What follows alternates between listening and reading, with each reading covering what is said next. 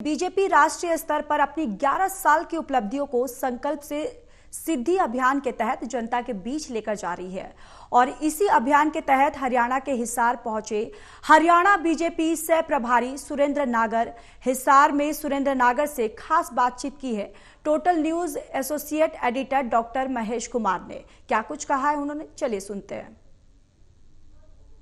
11 साल की उपलब्धियों को लेकर मोदी सरकार देश भर में अभियान चला रही है। संकल्प से सिद्धि इस अभियान को नाम दिया गया है और भारतीय जनता पार्टी के तमाम दिग्गज अलग अलग प्रदेशों में पहुंचकर भारतीय जनता पार्टी और मोदी सरकार की 11 साल की उपलब्धियों को देश के सामने रखने का काम कर रहे हैं। हम इस वक्त मौजूद हैं हिसार में और हिसार में भी हरियाणा भारतीय जनता पार्टी के सह प्रभारी सुरेंद्र नागर इस वक्त हमारे साथ बने हुए हैं। सर, मुझे बताइए कि 11 साल की मोदी राज की उपलब्धियों को देश के लोगों के सामने ले जाने का काम आप लोग कर रहे हैं, पूरे देश में अभियान के तौर पर इसे लिया जा रहा है। किस तरह की उपलब्धियां आप गिनवा रहे हैं और 11 सालों में सिद्धि का जिक्र आप कर रहे हैं, किस तरह की सिद्धि हासिल हुई है?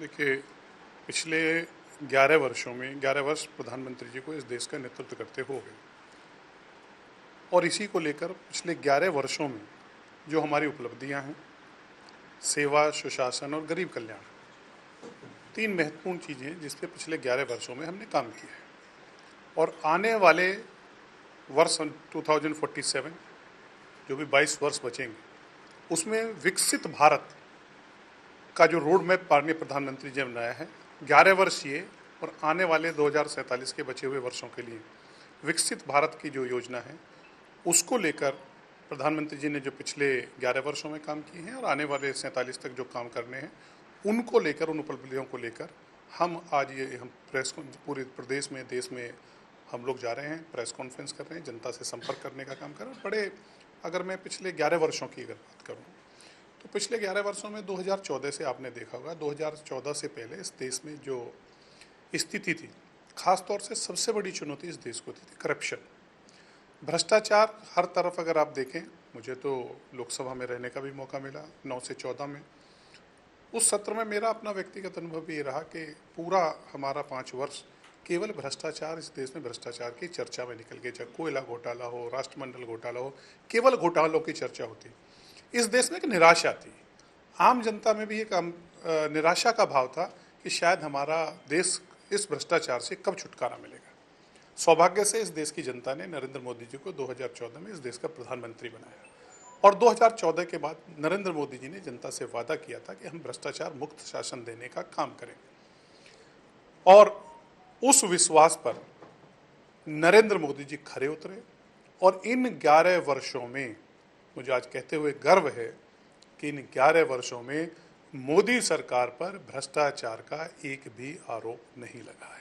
भ्रष्टाचार के मुद्दे को आपने उठाने का काम किया, लेकिन कोयले घोटाले का जिक्र भी आप कर रहे थे, लेकिन जो मुख्य आरोपी थे उस कोयले घोटाले में, वो तब आपकी ही भारतीय जनता पार्टी के सांसद बन चुके हैं। आपने पार्टी को टिकट भी दिया और चुनाव भी लड़वाया।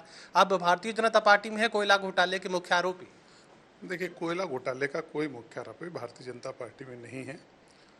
अगर जो आरोपी हैं उनको सजा मिली है और जिनको जो इन पर आरोप साबित हुआ है उनको निश्चित रूप से सजा होती है। और भारतीय जनता पार्टी का जो आरोप है, जो सजा जिनको हुई है, जिनका नाम है, उनसे भारतीय जनता पार्टी का कोई मतलब नहीं है, ना भारतीय जनता पार्टी इसमें विश्वास रखती है। भारतीय जनता पार्टी, नरेंद्र मोदी सरकार का केवल एकमात्र लक्ष्य है कि इस देश के आम जन, अगर मैं आप बात कहूँ भ्रष्टाचार किस में था, भ्रष्टाचार था कि जो देश में राजीव गांधी ने कहा था कि मैं 1 रुपया भेजता हूँ, 25 पैसे वो गांव के अंतिम व्यक्ति गांवों तक पहुंचते हैं। 75% जो हमारा पैसा था वो भ्रष्टाचार में चला जाता था। लेकिन हम सौभाग्यशाली हैं, इस देश के प्रधानमंत्री ने डायरेक्ट बेनिफिट स्कीम लेकर है। डायरेक्ट पैसा जो लाभार्थी है उसके खाते में पहुंचाने का काम देश के प्रधानमंत्री नरेंद्र मोदी ने किया। और 1 रुपया अगर आज दिल्ली से जाता है तो जो लाभार्थी है उसके खाते में सीधा 1 रुपये जाता, कोई कट नहीं है, किसी तरीके का कोई भ्रष्टाचार नहीं है।